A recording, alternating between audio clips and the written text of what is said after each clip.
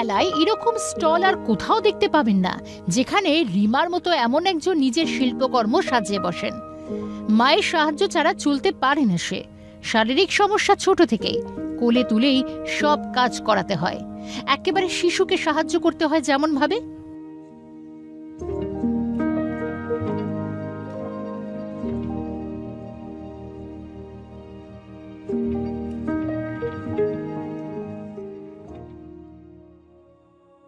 যেহেতু আমি মুভমেন্টটা করতে পারি না, আমাকে একটা জায়গায় বসেই সব কিছু করতে হয়, বা মাকে সমস্ত কিছু ধরো গুছিয়ে দিতে হলো বা এগিয়ে দিতে হলো, এই কাজগুলো তো সমস্ত কিছু একজনকে লাগে যে করে দিতে হয়।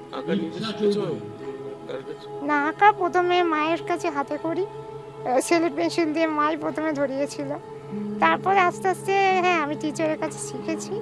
তারপরে বঙ্গীয় সঙ্গীত পরিষদ থেকে মাস্টার ডিগ্রি, চারুকলা থেকে মাস্টার ডিগ্রি করেছি। এখন ইনস্টিটিউট আছে Rima Banerjee fine arts academy and computer centre, যেখানে আমি দুটো বোর্ডের মাধ্যমে পরীক্ষা দেওয়ার বাচ্চাদের ব্যবস্থা আছে। চারুকলার বঙ্গ থেকে আমি আমার স্টুডেন্টদেরকে পরীক্ষা দেওয়ার ব্যবস্থা করে রেখেছি। ছবি আঁকেন, আঁকা শেখান, এভাবেই হাসি মজায় জয় করেছেন সব প্রতিবন্ধকতা। বইমেলা যখন স্টার্ট হয়েছিল 2000 সালে, তো তখন আমি আঁকা কম্পিটিশান দিতাম।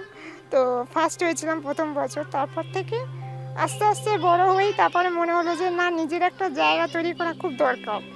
তো আমি এখানকার সম্পাদক দিদি কাকুকে জানাই যে আমি এখানে বসতে চাই, তুমি যদি একটু ব্যবস্থা করে দাও। তো তখন খুব আঁকা তো তখন সেভাবে শুরু করিনি। তো আমাকে বলো ঠিক আছে, তুই একটা কাজ কর, তোকে মাঝে আমি স্টল দিচ্ছি, তুই ওখানে বসে শুরু কর। তো আমি ওখান থেকে শুরু করে আজকে এই যাই। প্রতি বছর যেহেতু বসি, আমার স্টলটা না থাকলেও লোকে এসে জিজ্ঞেস করে যে রিমা আসেনি বা রিমা স্টলটা কোথায় হয়েছে, এরকম প্রায় রেসপন্স ভালো আছে। সব ধরনের ছবি আঁকি, ওয়াটার আছে, অয়েল আছে, অ্যাক্রিলিক আছে, শেডিং আছে, সব ধরনের মিডিয়ামের ছবি আঁকি। আমার বিশেষ পছন্দ হচ্ছে পোর্ট্রেট। জিৎ গাঙ্গুলি, তারপর আছে রুদ্রনীল, তারপরে বলো না সৌরভ গাঙ্গুলি, এদের রচনা ব্যানার্জিকে দেওয়া হয়ে গেছে। এখনো রুদ্রনীল আছে, তারপর কুমার শানু আছে, জিৎ গাঙ্গুলি আছে, সৌরভ গাঙ্গুলি আছে।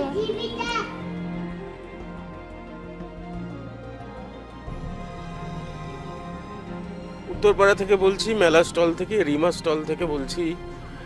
রুদ্রনীল বাবু, জিৎ বাবু, জিৎ গাঙ্গুলি, মীর বাবু এবং দাদা মহারাজ সৌরভ গাঙ্গুলিকে, যে আপনাদের ছবি এঁকে অনেক কষ্ট করে ছবি এঁকে অপেক্ষা করছে রিমা, আপনাদের হাতে কবে তুলে দেওয়া যায়।